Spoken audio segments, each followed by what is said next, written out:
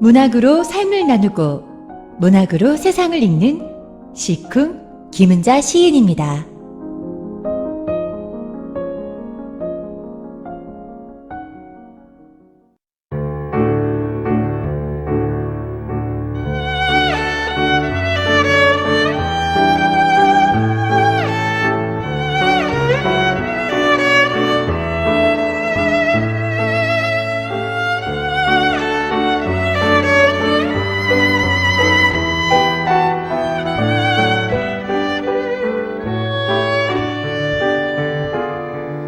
여러분 안녕하십니까? 토요일 아침 정거장 시쿵 시간이 돌아왔습니다. 저는 오늘도 문학으로 삶을 나누고 문학으로 세상을 읽어드릴 김은자입니다. 여름이 점점 무르익어 가고 있죠. 이렇게 더운 여름에는요, 그늘이 그려집니다. 그늘 아래서 수박 쭉 갈라먹으면 얼마나 시원할까요? 옛날 시골 마을에 가면 그랬잖아요. 마을마다 큰 나무들이 있고 그 나무 아래 그늘이 크게 드려지는데 그늘 아래 동네 사람들이 모여서 수박도 잘라먹고 바둑도 두고 담소도 나누고 했잖아요. 사람들이 그때 왜 모였을까요? 그늘이 있어서 모인 거죠. 여름을 견디게 해주는 것은 그늘이 아닌가 싶습니다. 그늘 하면은요, 왠지 그늘져 보이고 무거운 느낌이 들지만 여름에는 필수입니다. 지난주 참 많이 더웠죠? 더위에 탈 없이 잘 지내셨는지 모르겠습니다. 독립기념일 연휴입니다. 예전 같았으면요, 많은 분들이 여행도 떠나고 할 텐데요. 올해는 코로나 팬데믹 때문인지 거리도 좀 조용한 것 같고요. 독립기념일 느낌이 좀 안 나는 것 같습니다. 하기사 말이에요. 집 뒷마당이나 한적해진 공원 구석 그늘에 앉아서 나뭇잎이 흔들리는 모습을 가만히 들여다보는 것도 나쁘지 않을 것 같은 생각을 해봅니다. 여러분들은 나뭇잎들이요, 바람에 내는 소리를 가만히 들어본 적 있나요? 바람에 들으면요, 잔잔한 갈채같이 느껴질 때가 있습니다. 나를 향한 갈채. 곧 괜찮아질 거야. 괜찮아, 괜찮아. 토닥토닥 토닥여주는 것 같은 그런 느낌? 세상을 향한 갈채. 그런 느낌이 들기도 합니다. 위로가 돼주는 거죠. 실록실록하지만요, 여러분들은 여름나무 그 눈과 눈을 맞춰본 적 있으신지요? 시쿵 이 시간이 그런 시간이 되길 바랍니다. 위로가 되고 갈채가 되고 공감이 되는 시쿵 출발하겠습니다.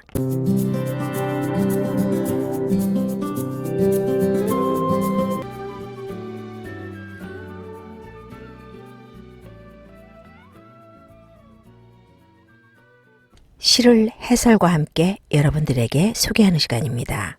우리가 사는 미국에서 가장 더운 날, 여름의 진수는 아무래도 독립기념일인 것 같습니다.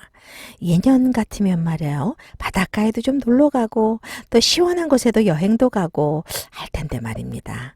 올해는 코로나 팬데믹으로 글쎄요, 놀러 가는 것 같을까 하는 마음도 좀 들고요. 그래도 놀러 가는 사람도 있을 겁니다. 아무래도 많이 움츠러들게 되잖아요.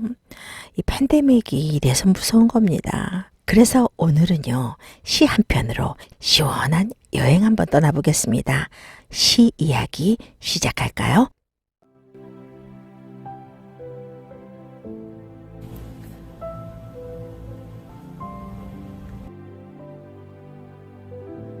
몸도 마음도 시원해지는 시입니다. 시각적 이미지하고요, 청각적 이미지, 이 둘 다를 시원하게 느끼게 하면서 어쩜 이리도 고매한 정신을 이끌어내다니요. 폭포가 떨어지면서 나는 소리를 고든 소리라고 표현합니다. 김수영의 시 중에서 이 시를 좋아하는 사람들이 의외로 많습니다. 시를 조금씩 나눠서 함께 공감해 보도록 하겠습니다. 폭포는 고든 절벽을 무서운 기색도 없이 떨어진다. 규정할 수 없는 물결이 무엇을 향하여 떨어진다는 의미도 없이 계절과 주야를 가리지 않고 고매한 정신처럼 쉴 사이 없이 떨어진다. 폭포가 사람보다 낫네요. 낭떠러지 벼랑을 무서운 기색이나 망설임 없이 곧바로 떨어지잖아요. 그 기세가 대단하죠. 규정할 수 없는 그 자유로운 물결들이, 그러니까 현실로 말하면요, 돈, 명예, 권력 뭐 그런 것들에 눈치 보지 않고 밤이든 낮이든 때를 가리지 않고 쉴 사이 없이 떨어진다는 거예요. 어디에도 굴복하거나 타협하지 않는 그 양심적인 자세를 노래한 시인 것 같습니다. 그 양심적인 자세, 시인은 그것을 고매한 정신이다 라고 말하고 있습니다.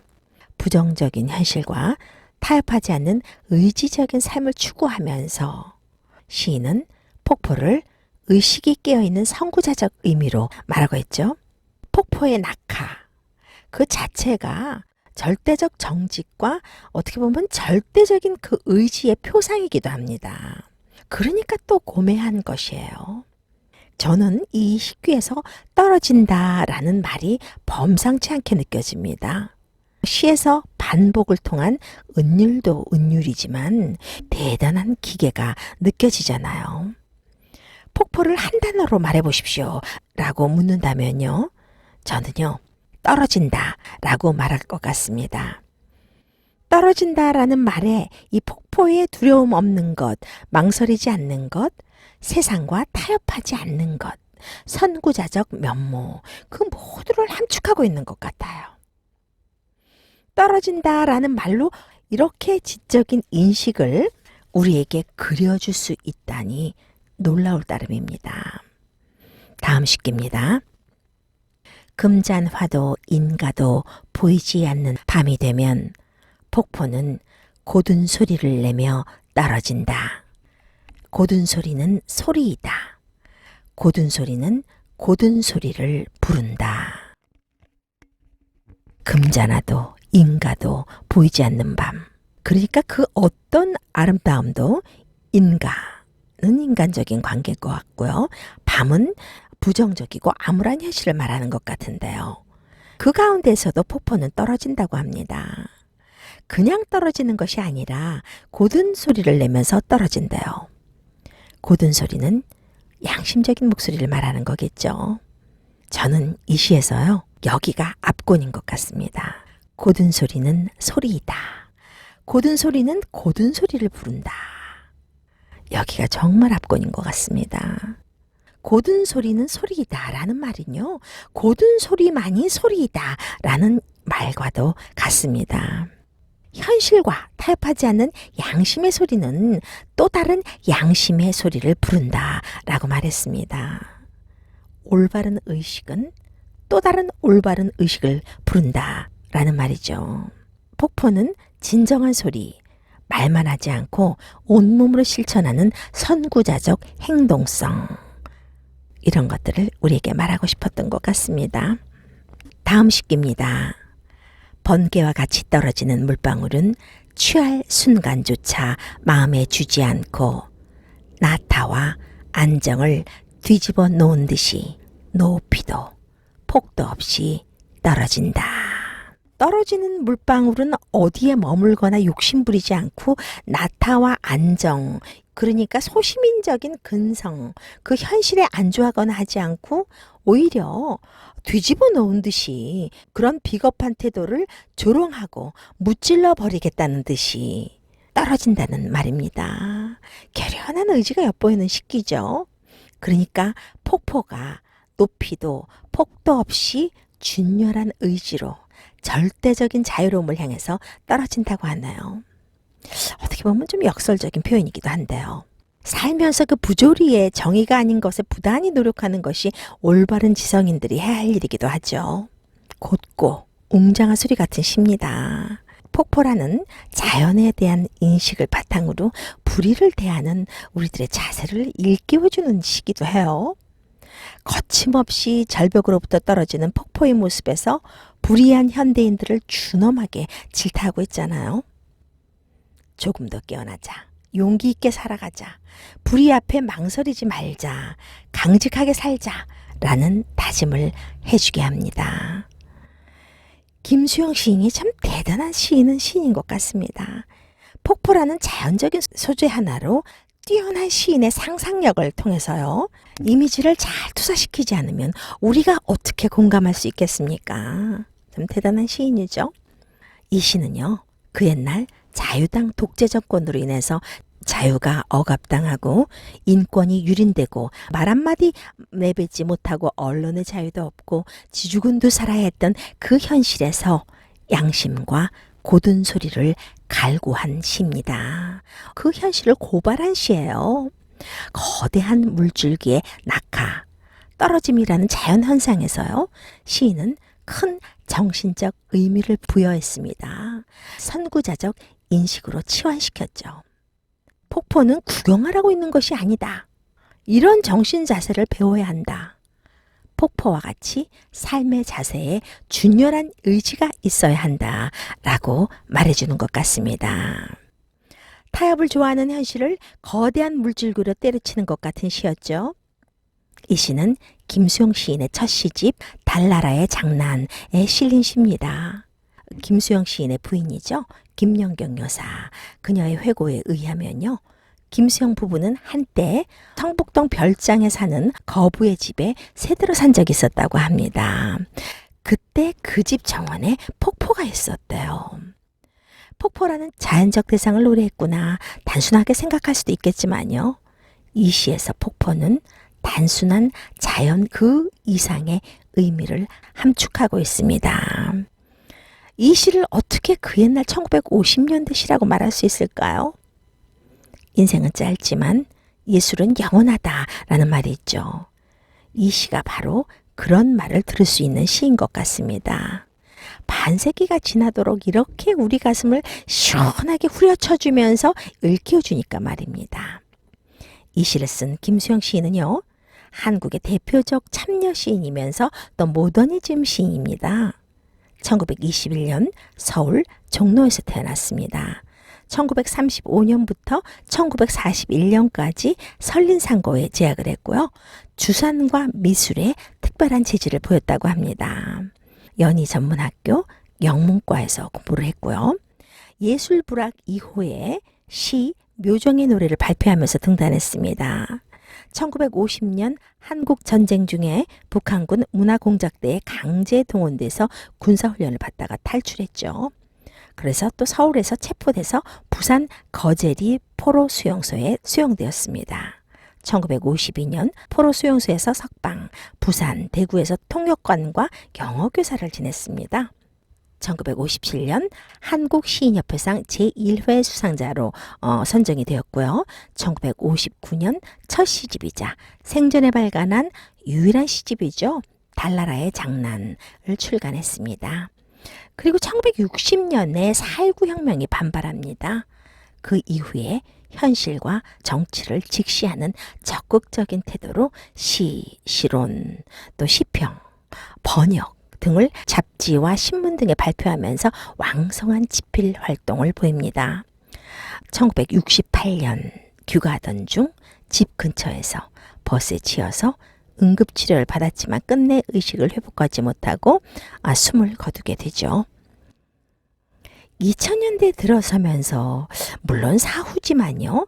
금관문화훈장 한국예술평론가협의회 20세기를 빛낸 한국의 예술인으로 선정된 시인입니다. 그래서 예술이 위대하다는 거예요. 시인은 각오 없는데요. 작가는 각오 없는데요. 후세들이 그의 문학세계를 추앙하고 또 높이 평가해주고 함께 감동하고 있잖아요. 여러분들은 어떻습니까?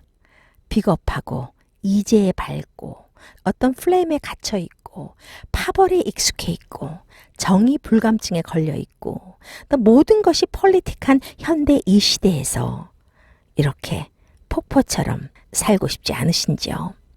누가 뭐래도 불의를 보면 망설임 없이 손들고 고든 목소리를 부르고 싶지는 않으신지요? 전 가끔 그렇더라고요. 내가 이렇게 비겁하게 살아도 되나 싶을 때가 있습니다.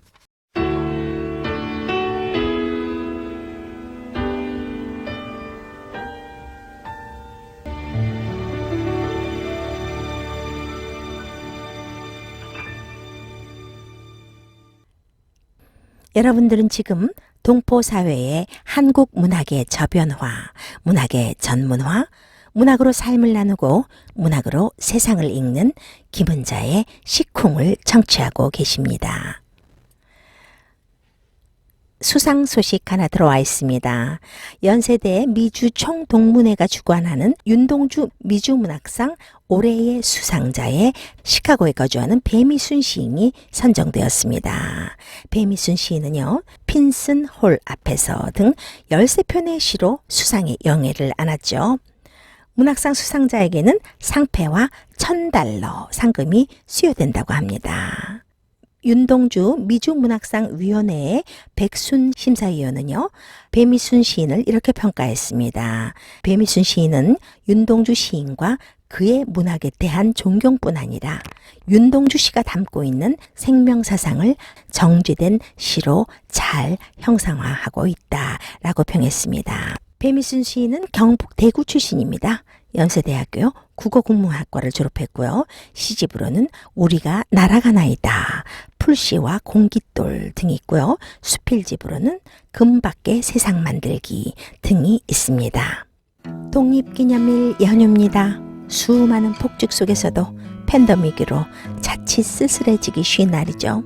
우리가 사는 미국이 독립한 날입니다. 그런 날이 있어서 이렇게 또 연휴도 있는 거겠죠. 독립기념일 연휴 잘 지내시길 바라면서요. 한 주간도 건강하시고 즐거운 마음으로 지내시기 바랍니다. 다음 주에 다시 찾아뵙겠습니다. 지금까지 김은자였습니다. 전화를 걸어 뭐 하고 있냐고 나는 지금 여수 밤바다